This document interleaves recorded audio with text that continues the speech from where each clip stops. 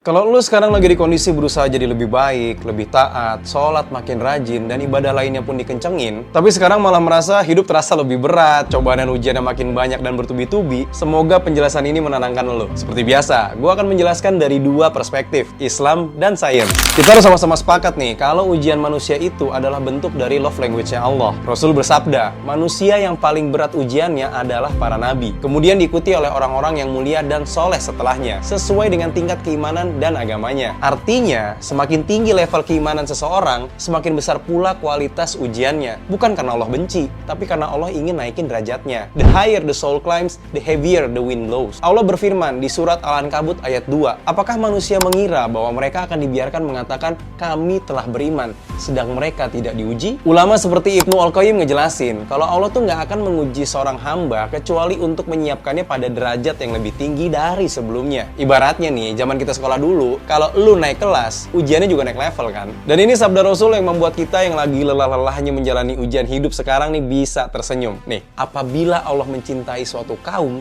Dia menguji mereka. Hadis riwayat Ahmad dan Tirmizi. Allah tuh ingin ngedengar namanya dipanggil lebih sering oleh hamba yang dicintai. Kadang lewat air mata, bukan tawa. Karena pada momen itulah manusia paling jujur dalam doanya. Oke, sekarang dari sudut pandang sains juga menarik nih. Bagaimana kita ngelihat fenomena orang yang baik sering diuji berat. Dalam neuroscience, otak manusia tuh punya area yang bernama prefrontal cortex. Bagian otak yang mengatur logika, kesabaran, dan makna. Saat seseorang lagi ngadepin tekanan hidup tapi tetap menjaga arah berpikir positif dan spiritual, otak tuh justru berkembang lebih kuat. Penelitian nunjukin, kalau orang yang sering menghadapi tekanan hidup namun punya faith-based coping mechanism, atau cara bertahan lewat iman dan doa, memiliki tingkat resiliensi emosional yang lebih tinggi. Kortisol, si hormon stres nih, turun lebih cepat saat sholat dan zikir. Secara psikologis, manusia yang sering diuji tetapi tetap menjaga arah moral dan keyakinannya akan mengalami pertumbuhan pasca trauma, post-traumatic growth, lebih empatik, lebih tenang, dan lebih punya makna hidup yang jelas. Neurolog dan psikiater Viktor Frankl di dalam bukunya Man's Search for Meaning nemuin bahwa kalau orang yang punya makna spiritual terhadap penderitaannya akan mampu bertahan lebih kuat dibanding yang tidak punya makna. Dan ini menariknya identik dengan ajaran Islam. Fa inna ma'al usri yusra, inna ma'al usri yusra. Sesungguhnya bersama kesulitan ada kemudahan. Al-Insyirah ayat 5 dan 6. Artinya, bukan setelah kesulitan ada kemudahan, tapi bersama. Dua hal ini hadir beriringan agar hidup kita tetap seimbang. Kadang, jalan menuju tenang tuh bukan lewat kemudahan, tapi lewat luka yang menuntun kita kembali pada arah. Karena jiwa yang kuat itu tuh nggak lahir dari nyaman, tapi dari proses panjang menata diri di tengah badai.